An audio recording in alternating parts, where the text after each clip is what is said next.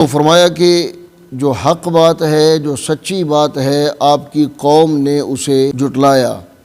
قل لست علیکم بوکیل، آپ انہیں فرما دیجئے کہ میں تمہارا ذمہ دار نہیں ہوں۔ یہ بالکل وہی بات جو سورۃ الکافرون کے آخر میں اللہ ذوالجلال نے ارشاد فرمائی، لکم دینکم ولی دین، تمہارے لیے تمہارا دین اور میرے لیے میرا دین۔ تو نبی کریم علیہ الصلاۃ والسلام کافروں کو، مشرکوں کو مسلمان کرنے کے ذمہ دار نہیں تھے، انہیں راہ ہدایت پر چلانے کے ذمہ دار نہیں تھے، انہیں ایمان لانے پر مجبور کرنے کے ذمہ دار نہیں تھے۔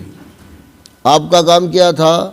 انہیں راہ ہدایت بتا دینا ہے، غلط اور صحیح کی تفریق بتا دینا ہے، صراط مستقیم انہیں سمجھا دینا ہے، قرآن مجید کی روشنی انہیں دکھا دینا ہے۔ آپ کے ذمہ یہ ہے۔ اب اگر وہ دیکھ کر، سمجھ کر، سن کر نہیں مانتے تو لست علیکم بوکیل، آپ انہیں فرما دیجئے کہ میں تمہارا ذمہ دار نہیں ہوں۔ اب اگر تم جہنم خرید رہے ہو تو اپنی ذمہ داری پہ خرید رہے ہو۔